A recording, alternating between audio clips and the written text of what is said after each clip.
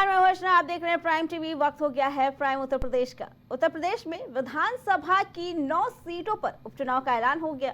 मंगलवार को चुनाव आयोग ऐलान करते हुए मतदान के लिए 13 नवंबर की तारीख फाइनल की। वही फाइनल नतीजे 13 नवंबर की तारीख को आ जाएंगे। तारीख के ऐलान होने के साथ ही सत्तारूढ़ भाजपा के साथ साथ समाजवादी पार्टी, कांग्रेस और बहुजन समाज पार्टी ने अपनी कमर कस ली है। आयोग ने महाराष्ट्र और झारखंड विधानसभा के साथ ही इन सीटों पर उपचुनाव का भी ऐलान किया। 10 में से एक सीट मिल्कीपुर पर चुनाव का ऐलान नहीं हुआ है। तो वहीं उत्तराखंड की केदारनाथ विधानसभा सीट पर 20 नवंबर को वोटिंग होगी और परिणाम 23 नवंबर को आएगा।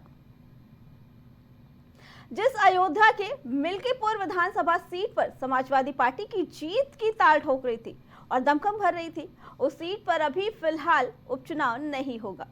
बीते मंगलवार को जब चुनाव आयोग ने यूपी के विधानसभा सीटों पर उपचुनाव की तारीख का ऐलान किया तो बताया कि मिल्कीपुर में फिलहाल उपचुनाव नहीं होगा, क्योंकि इस पर कोर्ट में याचिका डाली गई है।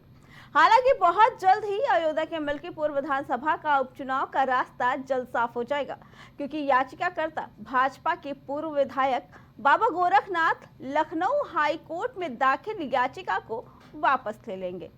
इस बीच समाजवादी पार्टी ने चुनाव आयोग पर बीजेपी के पक्ष में काम करने का आरोप लगाया। पार्टी की तरफ से कहा गया कि कानपुर की सीसामऊ सीट का मामला भी अदालत में है, लेकिन आयोग वहां चुनाव करा रही है और मिल्कीपुर सीट में नहीं। That is under the election petition. There is an election petition in Basirhat. So that is one case. 10 सीटें थी ना। Milkipur also is under election petition. So let me say it that way. जहां election petition नहीं है, वहां सब में हो रहा है। ठीक है? वो दे देंगे। वो दो तो मैंने बताई दी आपको। पार्टी के लोग कर पाएंगे क्या?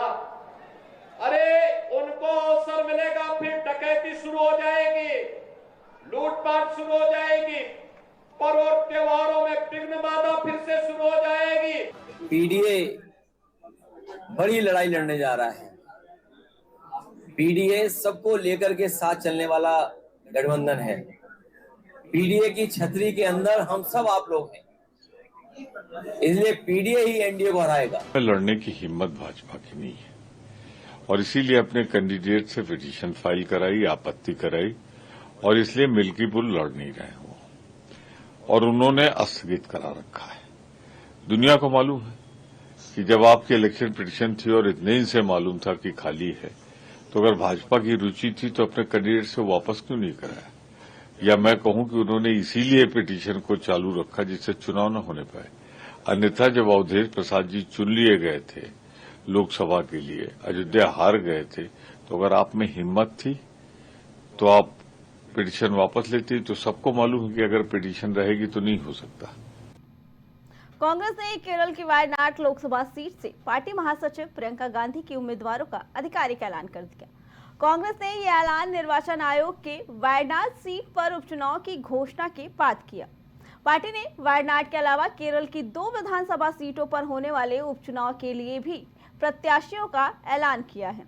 कांग्रेस ने इस बारे में अपने आधिकारिक सोशल मीडिया एक्स पर ये जानकारी देते हुए कहा कि कांग्रेस अध्यक्ष मल्लिकार्जुन खड़गे ने वायनाड लोकसभा उपचुनाव में प्रियंका गांधी और 2 विधानसभा सीट पर होने वाले उपचुनाव के लिए उम्मीदवारों का भी ऐलान कर दिया है। पार्टी ने पल्लकड़ से राहुल मावोकोतिहाल और चेलकारा से राम्या हरिदास को चुनावी मैदान में उतारा है। चुनाव आयोग ने मंगलवार दोपहर महाराष्ट्र और झारखंड विधानसभा चुनाव के ऐलान के बाद लोकसभा और विधानसभा सीटों पर होने वाले उपचुनाव का ऐलान करते हुए बताया कि केरल की 3 सीटों पर 13 नवंबर को वोटिंग होगी और 23 नवंबर को उसके नतीजे आएंगे।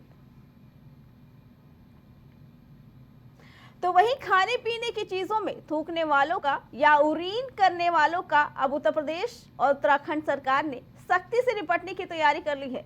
ऐसे लोगों पर सख्त कार्रवाई करने के लिए सरकार ठोस कानून लाने वाली है। यूपी के मुख्यमंत्री योगी आदित्यनाथ ने कल फूड स्टॉल पर थूकने से होने वाले प्रदूषण और धोखाधड़ी के मामले पर रोकथाम के लिए अधिकारियों के साथ मंथन किया। सरकार ने साफ कहा कि सामाजिक सौहार्द बिगाड़ने वालों की ऐसी हरकत बर्दाश्त नहीं की जाएगी।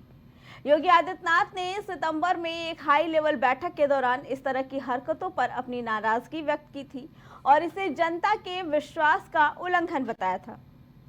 साथ ही उन्होंने ये भी आदेश दिया था कि सभी खाद्य प्रतिष्ठानों पर संचालकों, मालिकों और प्रबंधकों का नाम और पता अनिवार्य रूप से प्रदर्शित किया जाना चाहिए। ऐसा ना करने पर उन्हें दंडित किया जाएगा। कहा जा रहा है कि यूपी सरकार जल्द ही कानून लाने वाली है जिसमें खाद्य पदार्थ में इस तरह की मिलावट पाए जाने पर दोषी को कठोर दंड दिया जाएगा, जिसमें 3 से 5 साल की सजा और 1 लाख तक के जुर्माने का प्रावधान है।